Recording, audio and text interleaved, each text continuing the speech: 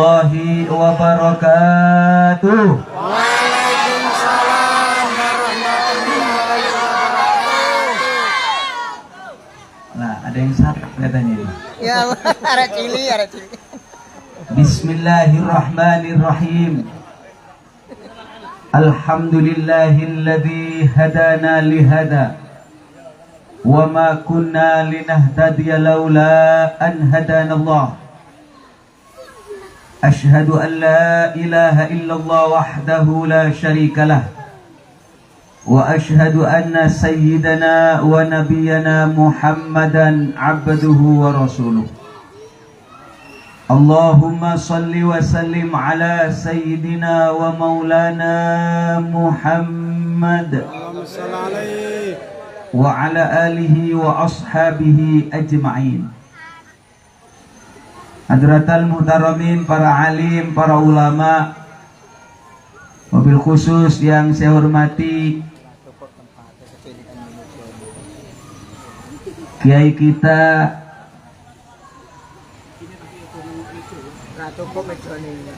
saya hafal namanya karena saking hafalnya, karena sekali lagi saya ingatkan beliau yang mengundang saya lewat WA ya. Bapak Muhyiddin, Pak Muhyiddin, ini luar biasa. Bapak Kiai kita ini, rupa-rupanya Allah Subhanahu wa Ta'ala menakdirkan saya datang ke tempat ini barokahnya Kiai Haji Ahmad Burhan Hak. Oke, kalau sampai saya disuruh ceramah 4 kali. Saya nggak tahu ini urusannya seperti apa, hitung-hitungannya itu.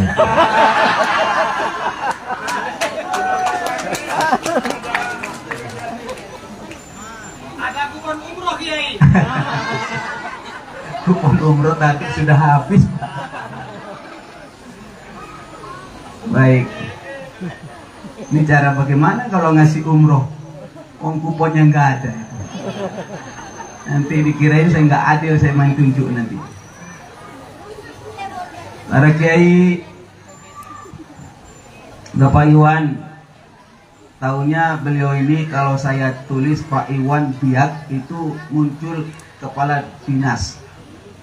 Tapi ternyata tampilannya itu ustadz gitu. Makanya para jemaah sekalian, waktu beliau jemput saya di bandara, saya meraba-raba, ini bukan pejabat ini ustadz ini. Alhamdulillah, ustadz sekaligus pejabat. Mudah-mudahan makin manfaat. Amin ya rabbal alamin. Tadi disampaikan kepada Bapak Muhyiddin tadi bahwa tempat ini atas izin Bapak. Jadi pengajian ini kalau ada pahalanya, yang ngangkut pahalanya beliau semuanya nanti itu. Karena ini wasilah beliau, alhamdulillah kegiatan ini menjadi tenang, aman, adem, tanpa AC, sudah angin semeliwir ini.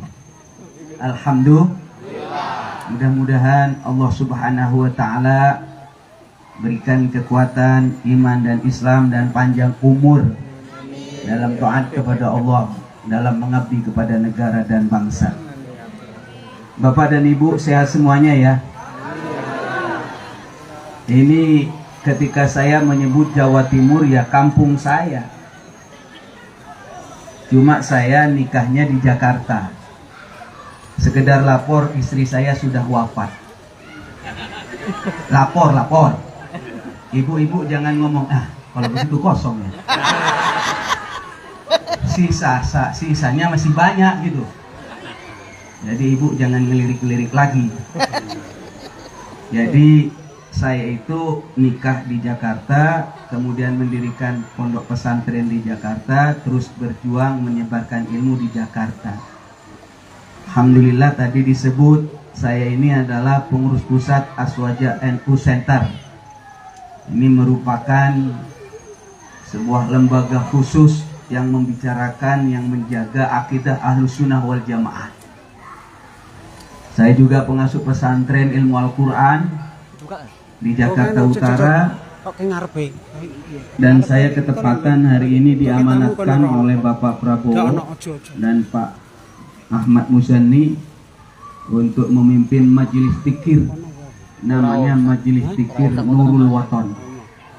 Kalau kemarin saya kumpul sama Ki Ahmad Burhanul Haq di istana ketemu Pak Jokowi, itu majelis fikirnya masih dipimpin oleh Kiai Haji Mustafa Akil. Nama majelis fikirnya Majelis Fikir Hubbul Waton. Kalau sekarang Majelis Fikir Nurul Waton. Saya Nurul Waton ini berdasarkan diskusi dan istikharah, ternyata saya menggunakan Nurul Waton ini Bapak adalah menggunakan nama masjidnya Pak Prabowo yang ada di Garuda Yaksa di Hambalang. Dan itu adalah masjid namanya Masjid Nurul Waton. Di zaman Pak SBY itu ada majelis zikir namanya Nurus Salam. Kalau sekarang Hubbul Waton, maka saya ambil tengah, nurnya saya ambil, watonnya saya ambil, jadilah kemudian majelis zikir Nurul Waton. Mudah-mudahan ke depan membawa manfaat dan barokah. Tadi sudah saya angkat, tidak usah pakai pemilihan. Yang akan memimpin majelis zikir ke depan di Kabupaten Biak ini adalah Bapak Kiai Haji Ahmad Burhanul Haq. Nanti urusan distribusi, apakah surban, apakah umroh atau apa, jangan nanya ke saya, nanya ke Korlap, koordinator lapangan atau pimpinan cabang. Dan saya tunjuk bukan hanya cabang tapi provinsi, karena yang saya tahu beliau, mudah-mudahan beliau dipanjangkan umurnya dalam taat kepada Allah. Para jemaah sekalian, pertama ingin saya tegaskan bahwa kesukuan itu sebuah keniscayaan. Saya tidak bisa mungkin menghindar. Sukumu apa? Nggak bisa mungkin menghindar. Orang Batak boleh bangga dengan Bataknya. Orang Jawa bangga dengan Jawanya. Orang Melayu bangga dengan Melayunya.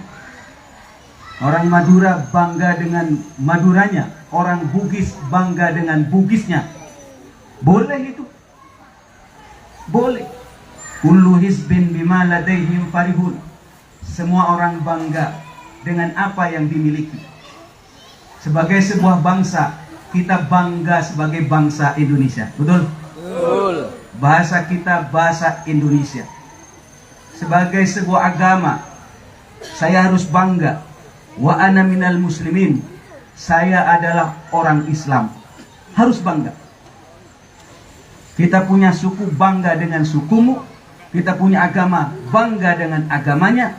Kita punya bangsa, bangga dengan bangsanya. Kita punya bahasa nasional, bangga dengan bahasanya. Ini tidak tercela. Kebanggaan ini tidak dilarang dalam Islam. Yang dilarang adalah ketika kebanggaan tersebut menyebabkan kita menghina agama lain, menghina suku lain, menghina bangsa lain. Itu yang dilarang. Justru kalau kita tidak bangga dengan Islam, ditanya, agamamu apa? Islam. Nggak percaya diri. Ketika kita bertemu dengan bangsa-bangsa yang lain, ditanya, kamu bangsanya apa? Negaramu apa? Nggak percaya diri. Di Malaysia ada orang ditanya, bangsamu apa? Negaramu apa? Indonesia. Nggak bangga. Itu kesalahan besar itu. Makanya kegiatan semacam ini, kegiatan kesukuan, silakan bangkitkan semuanya potensi daripada suku ini, wilayah ini. Tapi yang terpenting, kita punya rumah yang satu, yakni Negara Kesatuan Republik Indonesia. Berikan hal yang terbaik untuk bangsa dan negara ini. Kita paham bahwa Bhinneka Tunggal, kita boleh berbeda, tapi satu bangsa, yakni bangsa Indonesia. Setuju apa setuju? Setuju. Nah ini karena saya pengajian maulid, lebih enak ini saya tes sudah lah. Kalau ini kecil saya sudah tes pakai satu dua ya. Saya ini sudah dukunnya mik ya Pak Muhyiddin. Saya sudah bilang mulai tadi, seharusnya tadi siang saya itu mengisi acara di TV One Damai Indonesiaku. Gara-gara diundang satu paket sekali jalan 4 kali, saya batalin semua demi undangan Bapak Ustadz Ahmad Burhanul Haq. Ini artinya beliau sakti, lebih wibawa daripada saya. Ngundang penasihat Prabowo pakai WA ya. Padahal saya kalau di depan Bapak Presiden terpilih sangat dihormat, tiba-tiba ketemu sama beliau diundang pakai WA gitu. Mudah-mudahan Allah Subhanahu wa taala memberkati pertemuan ini dan kita di tempat ini dijadikan sebagai umat kebanggaan Sayyidina Rasulullah Muhammad sallallahu alaihi wasallam. Para jemaah sekalian, jangan bosan ngadain maulid. Maulid ini kok andaikan dilaksanakan tiap hari memang seharusnya dilaksanakan. Karena apa para jemaah sekalian? Maulid ini sebenarnya sejatinya intinya adalah mensyukuri kehadiran, kedatangan, kelahiran Sayyidina Rasulullah Muhammad. Itu intinya. Maka seharusnya kita tidak cukup setahun sekali, apalagi sebaiknya kita ngadain maulid kalau perlu setiap hari, setiap jam, setiap detik. Walau anna amilna kulla hinin, kau andaikan kita melaksanakan maulidan setiap waktu, li Ahmad maulidan qad kana wajib, niscaya wajib. Karena apa? Harus. Karena apa?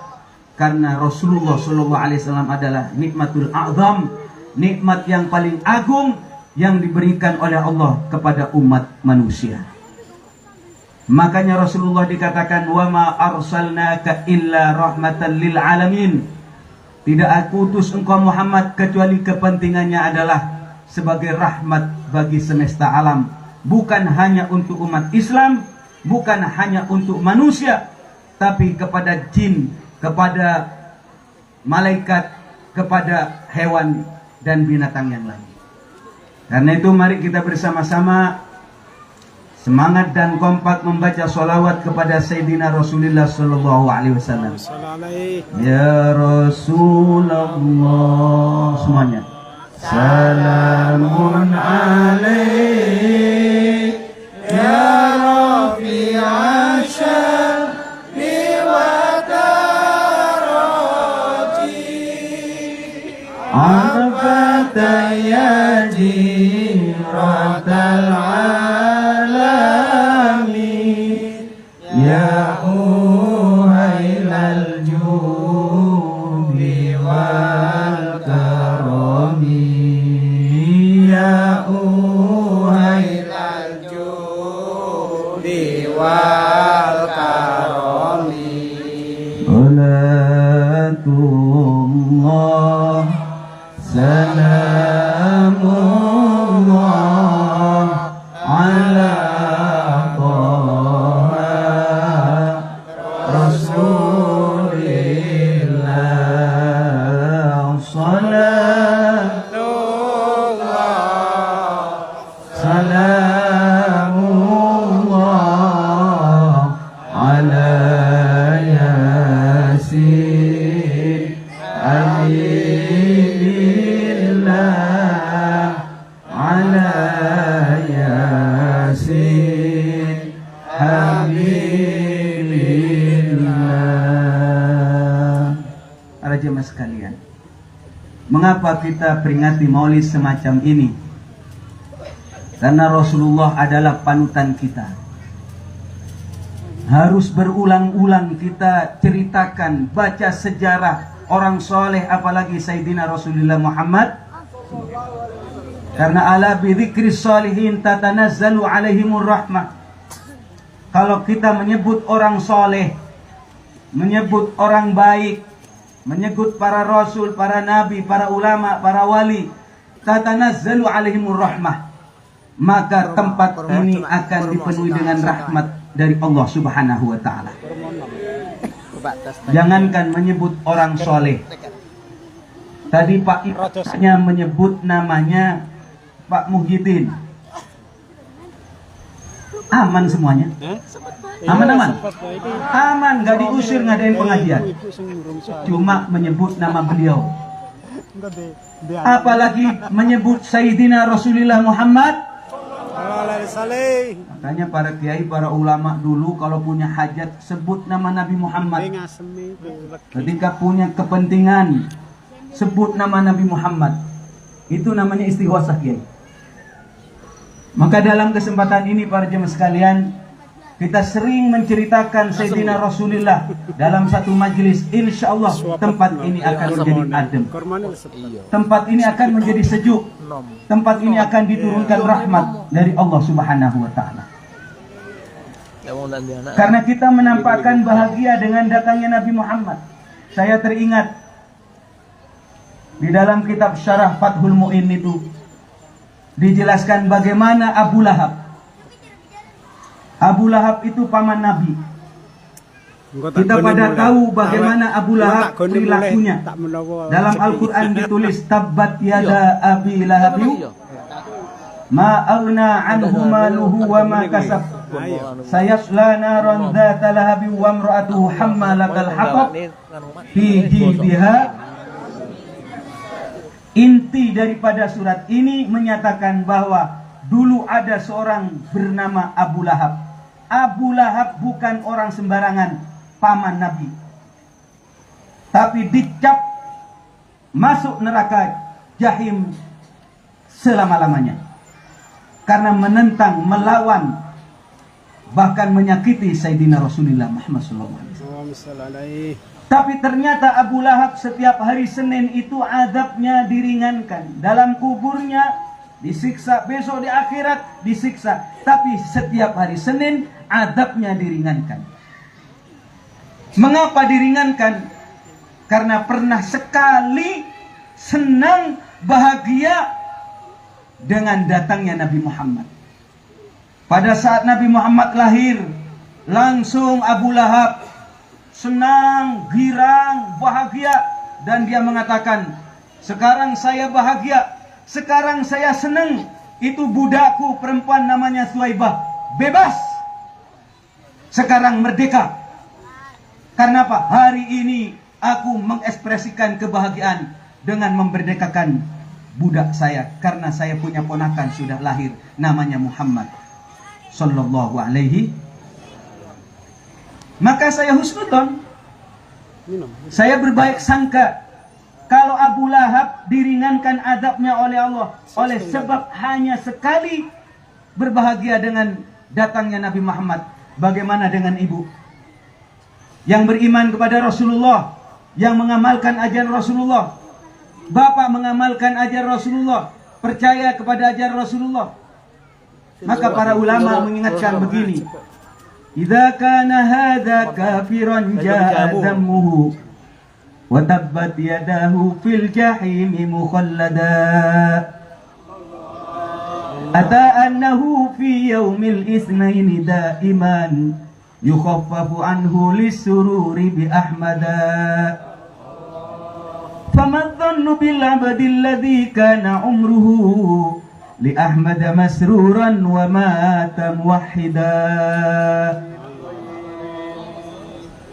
Idza kana hadza kafiran, apabila seorang Abu Lahab jelas kafir, dan di dalam Al-Quran telah ditetapkan ada di dalam neraka jahanam.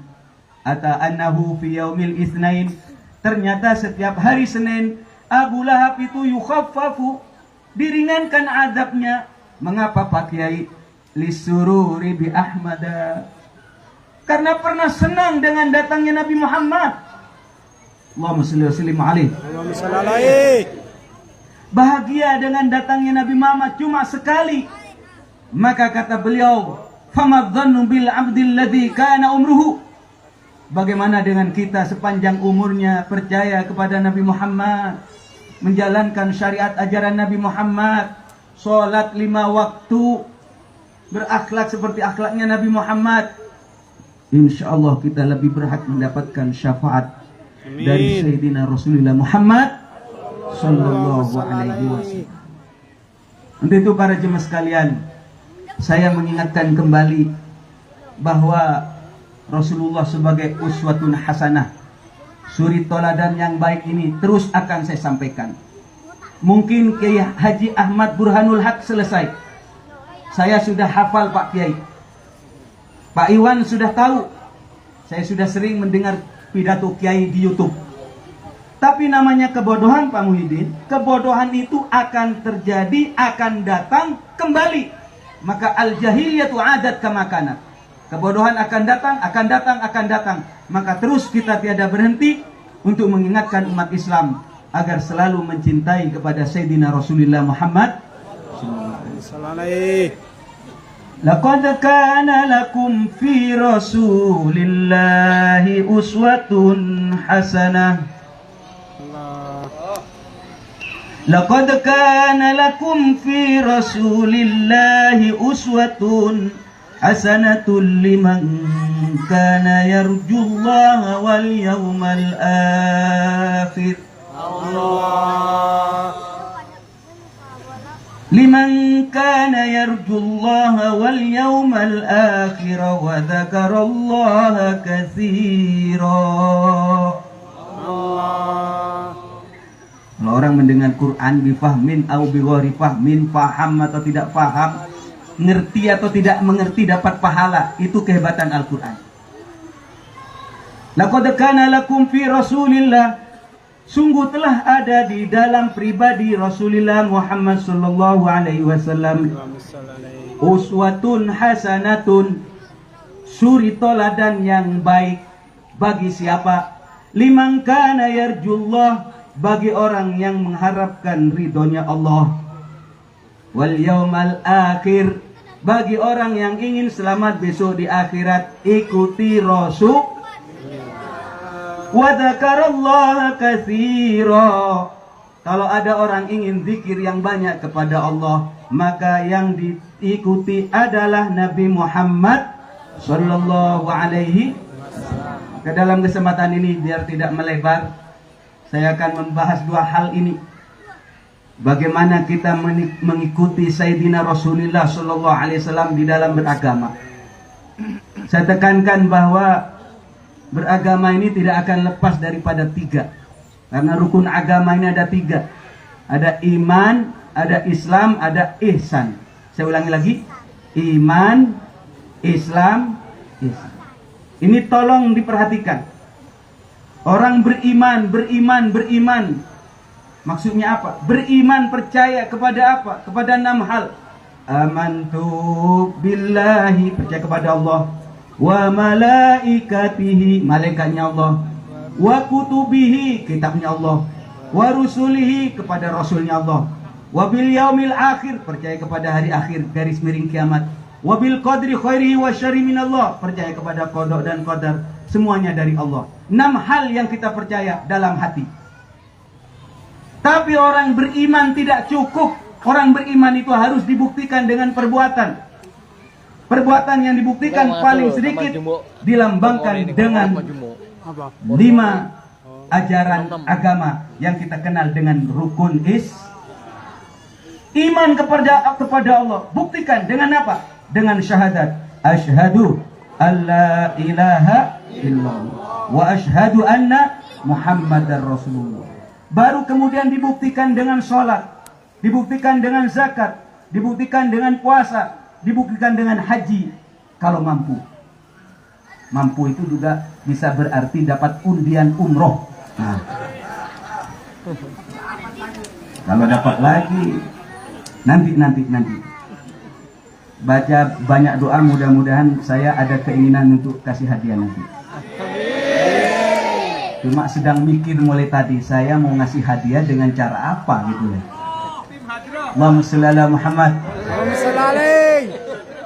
Saudara sekalian, orang beriman saja nggak cukup, harus berislam. Orang beriman dan berislam nggak cukup, harus berihsan.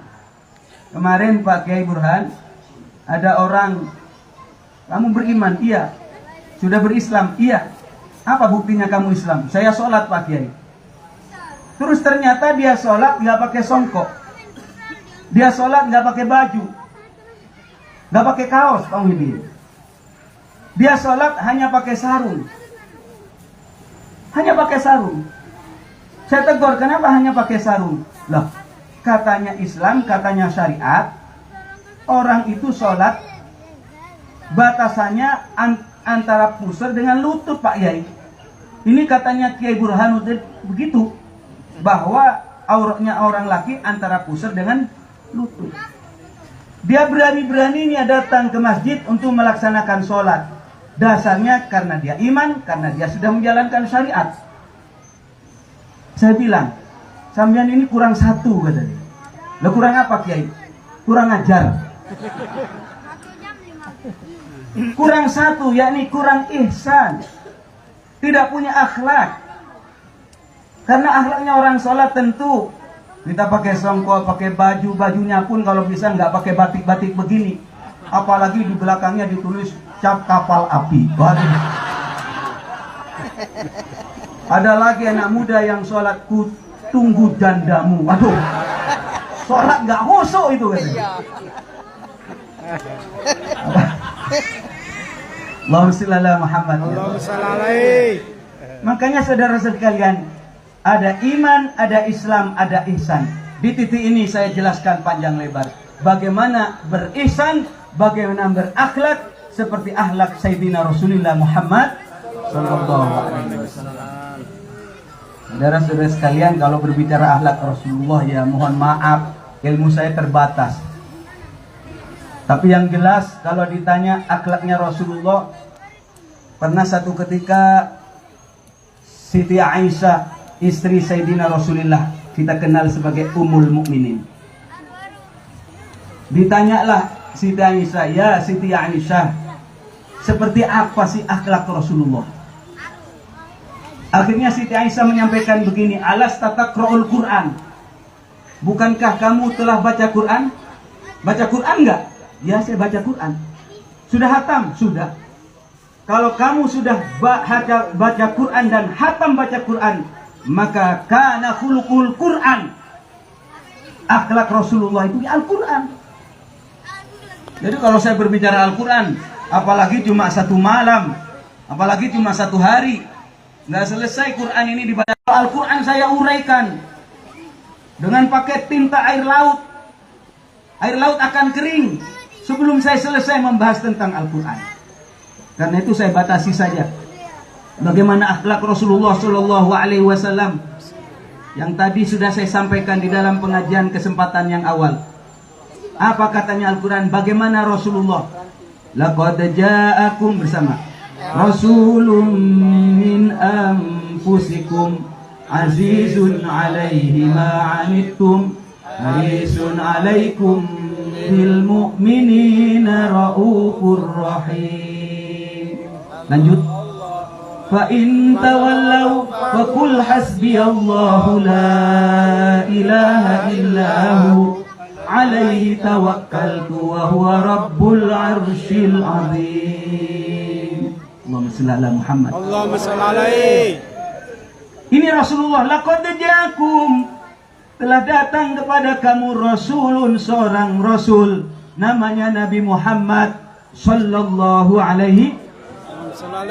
Di mana rasul itu min anfusikum, dari kamu sekalian, dari jenis kamu sekalian, manusia juga, bukan malaikat, bukan jin. Dan Rasulullah dikatakan azizun alaihi ma anittum. Rasulullah itu sangat risau, kepikiran terhadap kesulitan, kesusahan yang menimpamu. Itu Rasulullah. Azizun alaihi ma anittum. Apa yang menjadi kesulitan umatnya? Menjadi pikiran Rasulullah. Azizun alaihi ma anittum harisun alaikum. Rasulullah itu sangat ingin mengharapkan agar kamu menjadi baik, agar kamu menjadi selamat, agar kamu mendapat hidayah. Itu Rasulullah Sallallahu Alaihi Wasallam dan bil mu'minina raufur rahim. Rasulullah itu terhadap orang mukmin raufur rahim, ay syadidur ra'fah, sangat cinta kepada kaum mukminin. Hingga kalau ibu punya anak, ibu sayang kepada anaknya. Bapak punya anak, bapak sayang kepada anaknya. Ternyata Rasulullah itu lebih sayang kepada umatnya daripada bapak dan ibu sayang kepada anaknya. Shallu ala Nabi Muhammad. Allahumma shalli alaihi. Makanya para jemaah sekalian, ya Allah, ya Hayy ya Qayyum, mari kita bersama-sama dalam kesempatan ini ingat bagaimana syafaqahnya, bagaimana cintanya Rasulullah. Bu, jangan ngantuk. Saya nggak lama setelah ini saya mau pulang. Ya.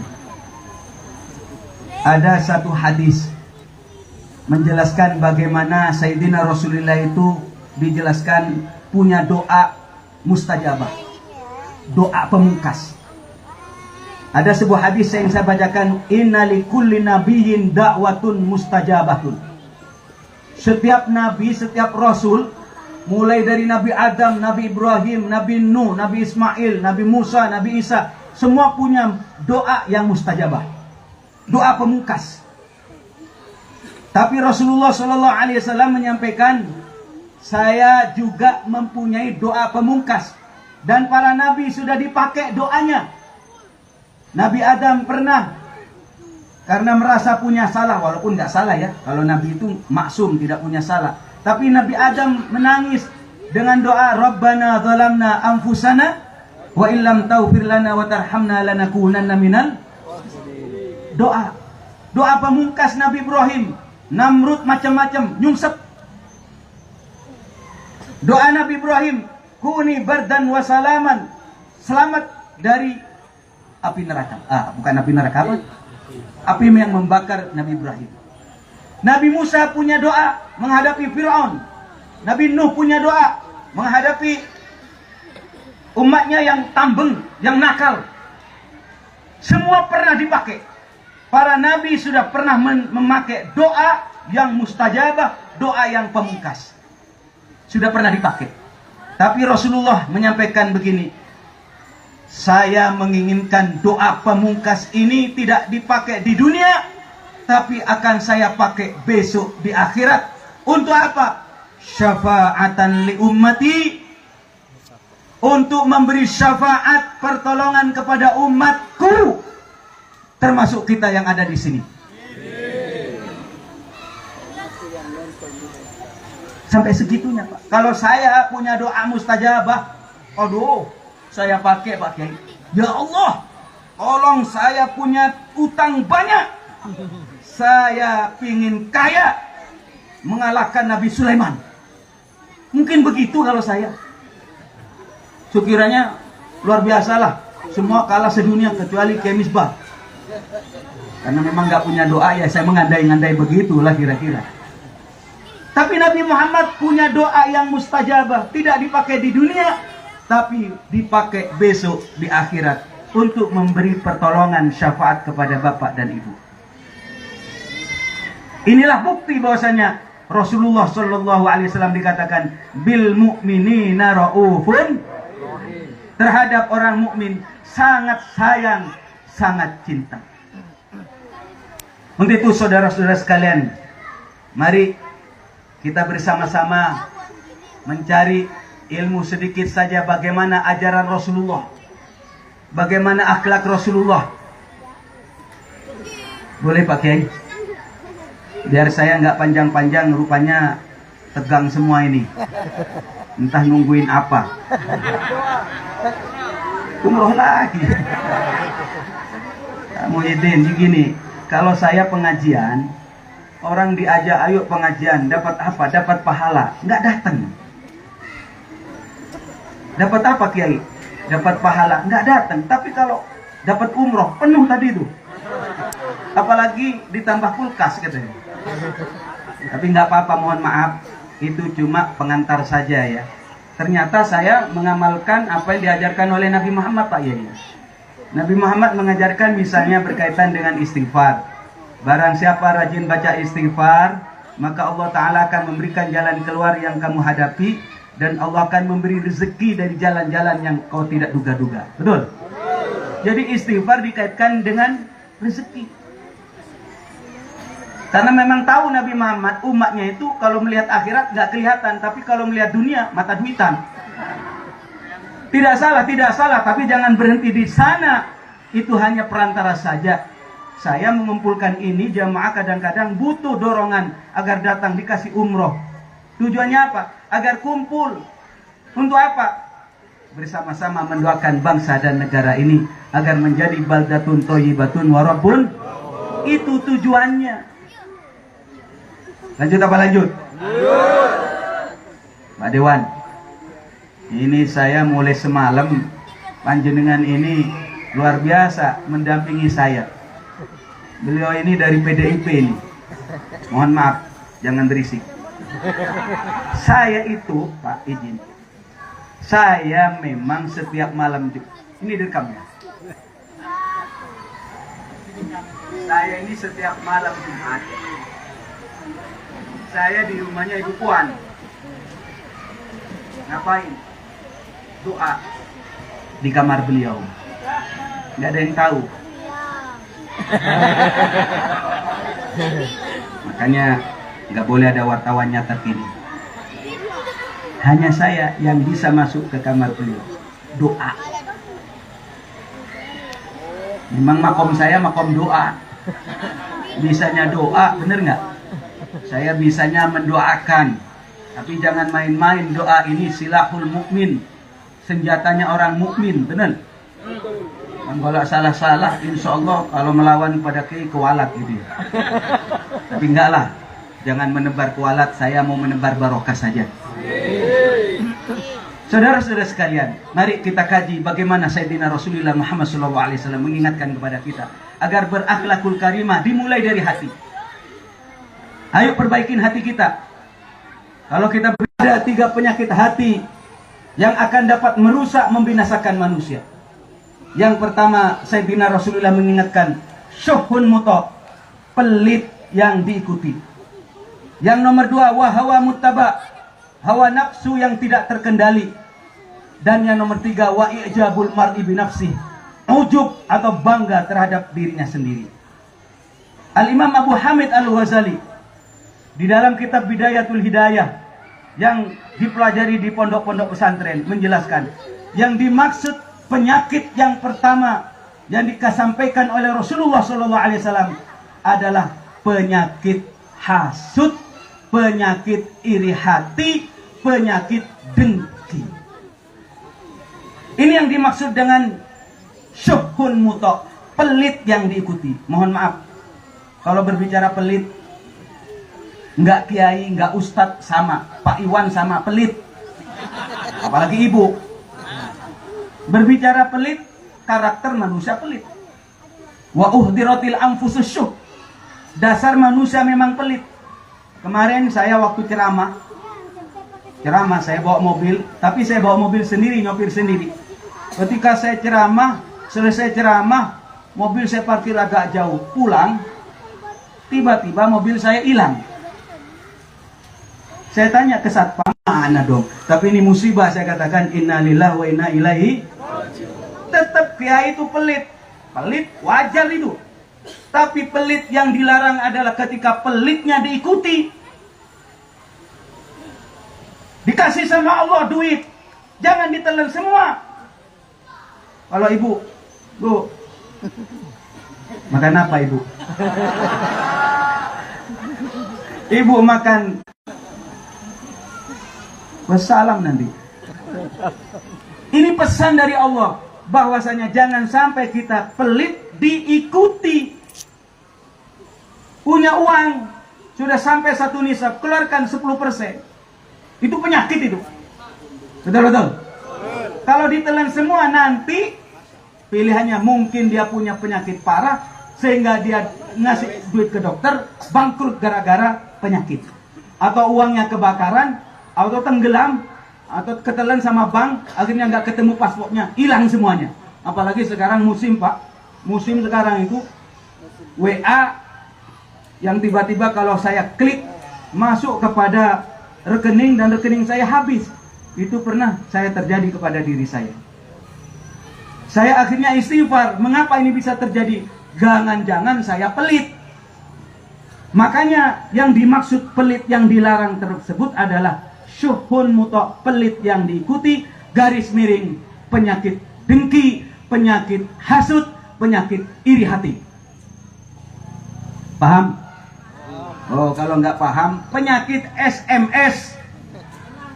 Senang melihat orang lain susah, susah melihat orang lain senang. Ngerti apa ngerti? Kurang ngerti.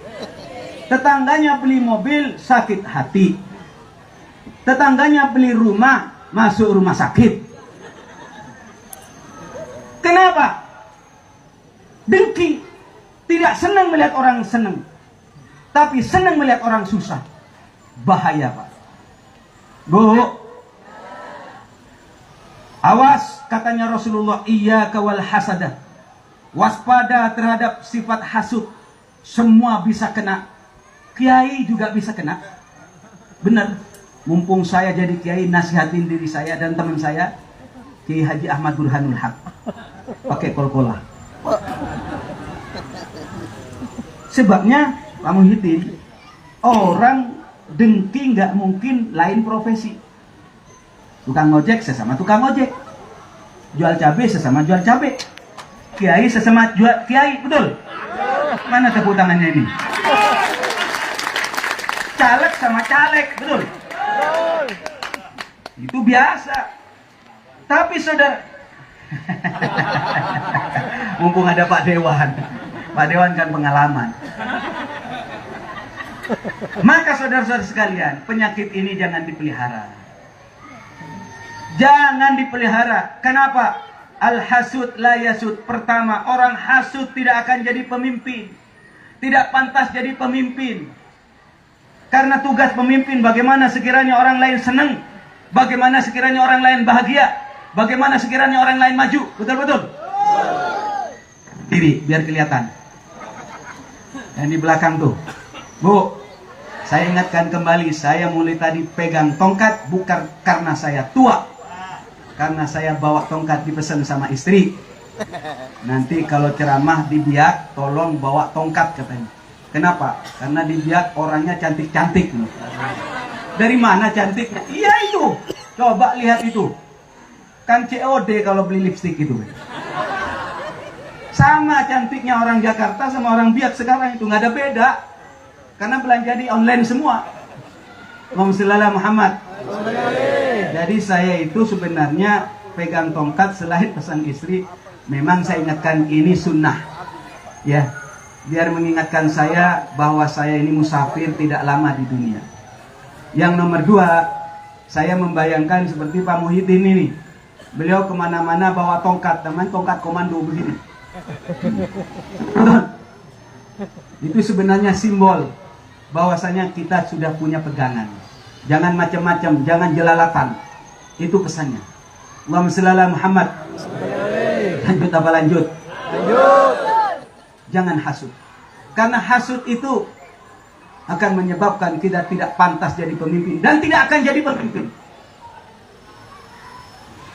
Saya jadi kagum, Pak. Kalau di sini sudah menjadi tradisi, kalau ada orang sedang senang, ucapkan selamat. Benar nggak? Kalau ada orang sedang berduka, ucapkan ucapan berduka. Itu kalimatnya saya lihat itu di jalan-jalan itu ada karangan bunga.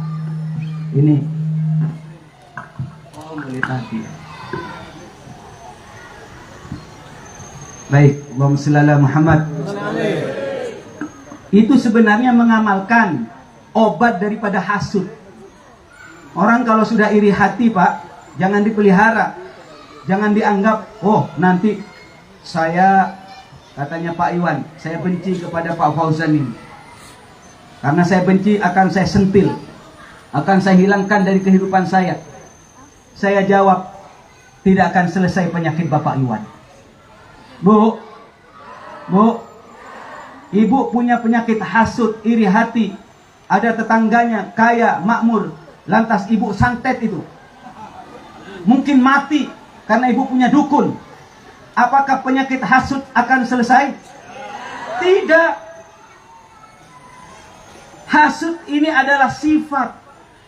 Katanya anak pesantren, sifat butuh mausuf. Allah itu bukan sifat. Allah itu zat yang bersifatan dengan sifat. Sehingga misalnya ini putih. Putih itu akan cari tempat, terus akan cari tempat. Baru bernama putih. Bisa di baju, bisa di tembok. Hasud ini sifat, Pak. Yang perlu dihilangkan bukan musuhnya, tapi yang perlu dihilangkan adalah sifat yang ada pada diri kita. Karena orang hasud ini kalau dipelihara, al-hasud huwal mu'adzab abadan.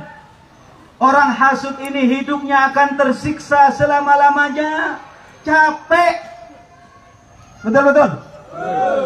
Tetangganya kaya, meriang. Tetangganya beli rumah, masuk rumah sakit. Allah, capek. Kalaulah dia hilang misalnya dari kehidupan kita, mohon maaf, besok Allah Ta'ala akan memberikan uang, pangkat, harta, dibagi sama Allah. Dia capek, dia benci. Pertanyaan, sampai kapan? Al-hasud huwal mu'adzab abadan. Orang hasud hidupnya akan tersiksa selama-lamanya. Maka tradisi yang baik, jangan hasud. Ayo kita sembuhkan penyakit iri hati ini dengan SMS. Senang melihat orang lain senang, sedih melihat orang lain sedih. Bu, ingat, senang melihat orang lain senang. Kal bunyanil wahid, seperti bangunan yang satu. Maka insya Allah, kalau kita punya sifat semacam ini, hidup kita akan tenang. Dan lambat laun kita akan menjadi orang yang sukses dan berprestasi. Amin ya Rabbal. Itu yang pertama. Tolong ajaran Rasulullah, akhlak Rasulullah itu amalkan. Bagaimana sekiranya kita menjadi orang yang tawadhu, rendah hati. Nomor dua, Rasulullah mengingatkan, awas jangan sampai kamu mempunyai sifat riya, kepada Allah. Kita kadang-kadang sok-sokan pakai surban macam begini biar dikatakan orang alim, orang khusyuk. Hati-hati. Besok di akhirat semua orang berebut untuk masuk surga. Kiai pingin masuk surga, ustadz pingin masuk surga. Artinya itu kalau dalam Islam, kalau mati dalam berperang itu tidak usah dikafani, tapi langsung dipakein pakaian yang sedang berperang itu. Nggak usah dimandikan, karena ini syahid fi sabilillah. Betul-betul. Di akhirat ada orang macam begini, tampaknya mati di jalan Allah, mati dalam peperangan, pingin masuk surga. Mau kemana? Masuk surga. Apa amalmu? Istashhadtu fi sabilik. Saya mati di jalanmu ya Allah, mati syahid. Apa katanya Allah? Bohong. Bohong. Bal aratta ayyuqala syuja. Kamu pingin disebut pemberani, kamu pingin disebut pahlawan. Orang sudah menyebut kamu pemberani, maka kamu sudah disebut pahlawan. Selesai. Saya pingin masuk surga, nggak ada. Wa ma lahu fil akhirati min khalaq. Di akhirat tidak dapat apa-apa. Na'udzubil. Makanya para jemaah sekalian, ayo. Wa ma umiru illa liya'budullah mukhlishina lahuddin. Kita diperintahkan oleh Allah dalam beribadah, dalam berjuang apapun, ikhlas karena Allah. Makanya kalau saya sholat Pak Kiai, selalu saya dalam kalimat usolli itu ada kalimat usolli fardhu dhuhri arba'a rakaatin mustaqbilal qiblati adaan ma'muman lillahi ta'ala. Nawaitul wudu'a li raf'il hadatsil asghari fardhan lillahi ta'ala. Waktu sholat, inna sholati wa nusuki wa mahyaya mati lillahi rabbil alamin. Selalu lillah diucapkan karena apa? Takut melenceng. Kalau sampai kita kemasukan sifat riya, na'udzubillah. Tolong sekarang, mohon maaf, nanti yang dapat umroh dari saya itu, penyakit jamaah Indonesia itu adalah sibuk selfie di depan Ka'bah. Betul katanya. Di depan makam Rasulullah. Ini mohon maaf, saya jalan Pak Iwan. Ini misalnya makam Rasulullah ya. Kalau makam Rasulullah itu nggak bisa menghadap begini. Kalau menghadap begini dimarahin sama askar. Jadi kalau mau lewat di makam Rasulullah itu ya jalan saja begini. Assalatu wassalamu alaika ya Rasulullah. Sebelahnya makamnya Abu Bakar, sebelahnya makamnya Sayyidina Umar. Itu orang Indonesia sekarang itu di hadapan makam Rasulullah bukan sibuk baca sholawat, tapi sibuk dengan selfie. Allahumma shalli ala Muhammad. Allahumma shalli. Bu, jangan ketawa. Ini nyata. Kiai apakah tidak boleh selfie? Kiai kan pakai HP ini siaran langsung. Bukan soal selfie-nya yang dilarang, tapi jangan sampai niat kita berubah. Ibadah bukan karena Allah Subhanahu. Capek-capek sudah buang duit, capek-capek melakukan ibadah haji dan umroh, ternyata besok dilempar, aku nggak butuh kepada umrohmu, aku nggak butuh kepada hajimu. Cuma Bu, mohon maaf, pesan saya, Ibu ketika sholat nih, Allahu Akbar, di tengah-tengah sholat kemudian ada terbesit, ya ada CCTV ini, ada yang muji saya, Ibu jangan berhenti. Bapak ketika misalnya melaksanakan ibadah umroh, di perjalanan kemudian terbesit untuk dipuji, saya sampaikan di tempat ini, jangan berhenti, teruskan. Sebabnya kalau berhenti misalnya, kenapa? Alal qaumil kafirin. Mohon maaf kepada Allah, ya Allah. Jangan sampai kau pukulkan kembali ibadahku itu kepada mukaku, ya Allah. Kalau ada salah, maafkan ya Allah. Begitu Pak. Yang terakhir para jemaah sekalian, Rasulullah SAW mengajarkan kepada kita, awas, jangan sampai ujub. Ini penyakitnya orang soleh ini. Bangga terhadap dirinya, mungkin bangga dengan ilmunya, bangga dengan ibadahnya, bangga dengan tahajudnya, bangga dengan Qur'annya, bangga dengan puasanya. Na'udzubillah. Kalau ada orang bangga dengan ibadah, saya katakan orang ini bohong. Ini kebaikan saya, katanya siapa baik? Halo? Halo. Kata siapa baik? Kan kata Bapak. Padahal menurut Allah tidak ada yang tahu. Karena baik dan tidak baik itu ditentukan apakah husnul khotimah atau su'ul. Bu, tadi Ibu sholat apa? Sholat Isya. Saya tanya, diterima apa tidak oleh Allah? Insya Allah. Tapi pastinya kan nggak tahu kan? Bapak baca Quran. Setelah Bapak baca Quran, saya tanya, diterima apa tidak oleh Allah? Nggak tahu. Hanya kita ikhtiar saja, semoga amal saya diterima. Diterima atau tidak ada yang tahu. Betul-betul. Kalau tidak ada yang tahu, mengapa tepuk dada? Ini ibadah saya, ini Quran saya, ini sedekah saya, ini pengajian, ini masjid. Kalau tidak ada saya, tidak selesai. Kata siapa? Maka kalau ada orang ujub, bangga terhadap dirinya, bangga dengan amalnya, saya katakan orang ini bohong. Makanya para jemaah sekalian, ayo kita bersama-sama jangan ujub, tapi kita harus tawadu. Harus rendah hati. Betul-betul.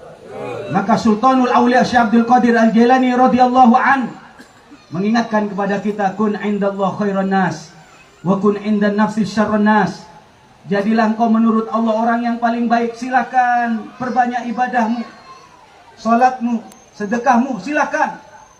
Tapi kalau sudah ibadah baik, wa kun indan nafsi syarran nas, jadilah menurut dirimu orang yang paling hina, orang yang paling banyak dosa. Kalau saya ketemu sama Bapak, saya mohon maaf, saya cari yang lebih sepuh ini. Mana ini? Bapak, ini panjenengan umur berapa sekarang? Umur 52. Masih tua Bapak sedikit. Beliau lebih tua daripada saya. Betul? Kalau Bapak 58, lebih sepuh. Saya katakan Bapak lebih baik daripada saya. Sedikit daripada saya. Betul? Ketemu sama orang yang bodoh, kita katakan ini lebih baik. Kenapa? Ya maklum dia nggak ngerti agama. Ketemu sama Kiai Burhan, lebih baik Kiai Burhan daripada saya. Kenapa? Beliau lebih alim daripada saya. Itu sikap orang Islam semacam itu, Pak. Ketemu orang lain, kita katakan bapak yang lebih baik. Rafa'ahullah, akan diangkat derajatnya oleh Allah. Saya kalau ketemu mertua, saya bukan kiai, mantu. Ya jelas. Di depan guru saya bukan kiai, saya santri. Betul? Ini cerita, mohon maaf. Ya, takut kedengaran mertua. Satu ketika saya nyopir di perjalanan, waktu pasti laki-laki. Waktu siang itu saya nyopir. Ketika nyopir itu pintu tol saya buka, tiba-tiba yang jaga perempuan, mohon maaf, cantik. Di samping saya istri saya, di belakang saya mertua saya. Saya ngomong spontan, cantik.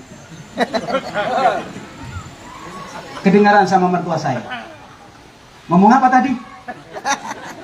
Ngomong apa tadi? Saya diginiin. Ya Allah. Astagfirullahaladzim.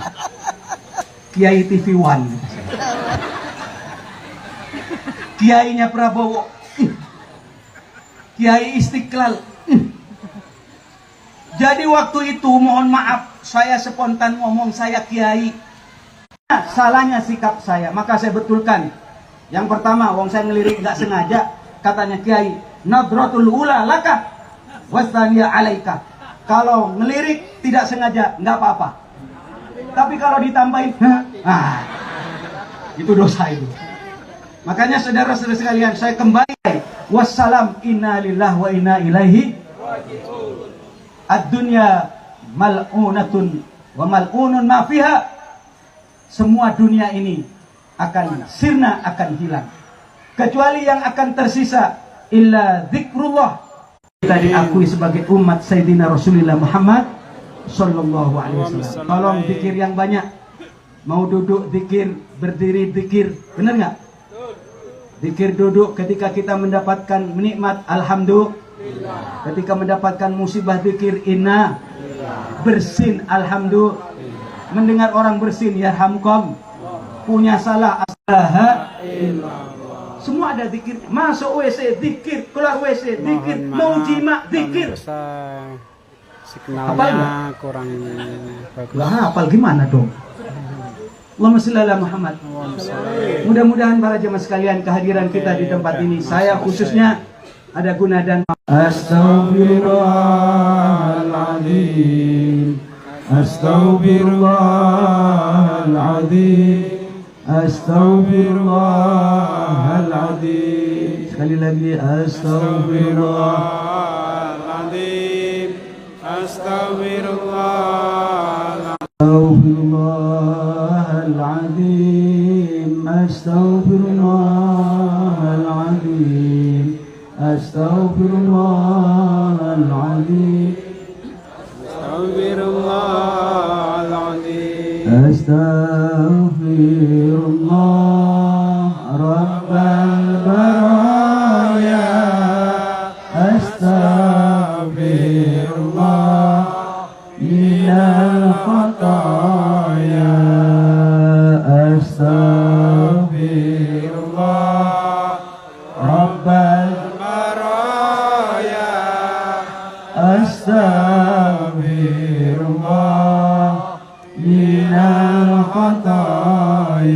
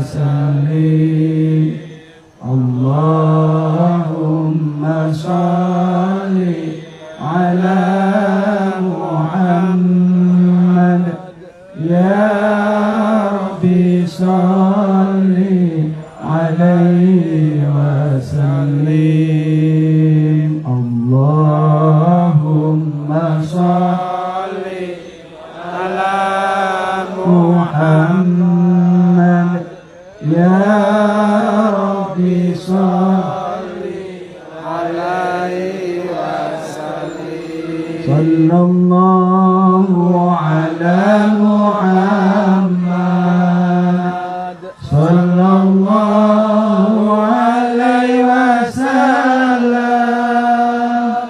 Sallallahu ala Muhammad.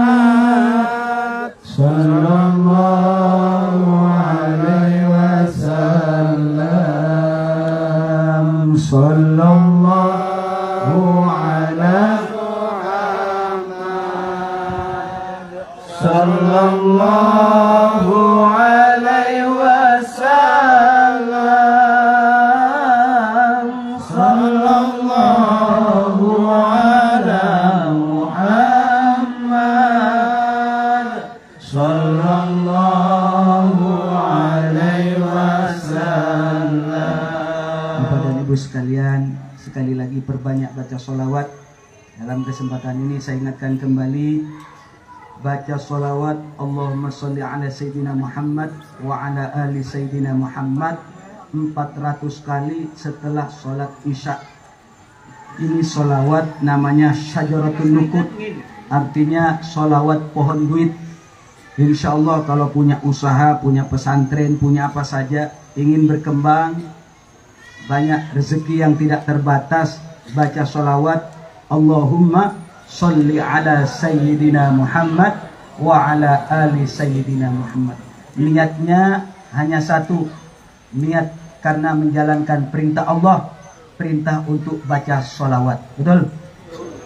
Urusan duit jangan jadi fokus, itu keluar sendiri. Sama dengan Bapak datang ke tahlilan, niat datang tahlilan, pulangnya bawa bahasa niat, pasti panitia tahu. Jadi kalau datang selamatan, niat ingsun, niat saya pingin cari besek, jangan. Sama dengan sholawat, baca Allahumma sholli ala Sayyidina Muhammad wa ala ali Sayyidina Muhammad di keheningan malam, entah langsung jam 8, entah langsung jam 12 atau tengah malam, pokoknya sholat isya. Sholawat itu insya Allah barokah, insya Allah adem hati kita kalau orang memperbanyak sholawat. Yang jelas besok di akhirat, inna awlan nasi di yaumal qiyamah aktsaruhum alayya sholatan. Orang yang paling kelihatan di hadapanku besok di hari kiamat adalah orang yang paling banyak baca sholawat. Betul? Mudah-mudahan ada guna dan manfaatnya. Amin. Amin amin ya rabbal alamin. Amin. Bismillahirrahmanirrahim. Amin. Allahumma salli ala Sayyidina Muhammad Amin. wa ala ali Sayyidina Muhammad. Amin. Allahumma ighfir lana ya Allah, ampuni dosa kami. Amin. Wali walidaina, dan dosa kedua orang tua kami. Amin. Warhamhuma kama rabbayana shighara. Amin. Wal ikhwanina alladhina sabaquna bil iman. Amin. Wa la taj'al fi qulubina ghillan lil ladzina amanu. Amin. Jangan adakan ya Allah hati kami ada kebencian kepada orang-orang yang beriman. Rabbana innaka ra'ufur rahim. Amin.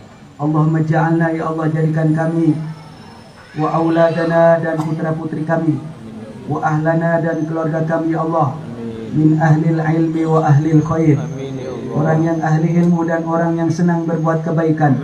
Wala taj'alna wa iyyahum min ahli syarri wad dhair.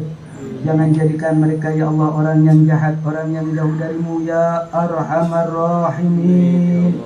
Ya hayyu ya qayyum, la ilaha illa anta subhanaka inni kuntu minadh dhalimin. Allahumma arham ummat Sayyidina Muhammad. Ya Allah, sayangi umat Nabi Muhammad. Allahumma ighfir ummat Sayyidina Muhammad. Ya Allah, ampuni dosanya umat Nabi Muhammad. Allahumma ansur ummat Sayyidina Muhammad. Tolonglah ya Allah umat Nabi Muhammad dimanapun saja berada. Allahumma ighfir ummat Sayyidina Muhammad maghfiratan 'ammatan ya rabbal alamin. Allahumma arham ummat Sayyidina Muhammad rahmatan 'ammatan ya rabbal alamin.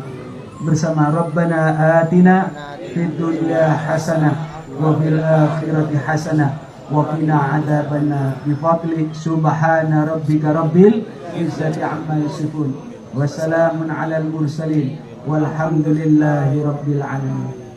Mohon maaf apabila ada yang kurang berkenan. Terima kasih semuanya yang sudah menonton. Assalamualaikum warahmatullahi wabarakatuh. Wallahu muwaffiq ila aqwamit thoriq. Wassalamualaikum warahmatullahi wabarakatuh. Waalaikumsalam warahmatullahi wabarakatuh.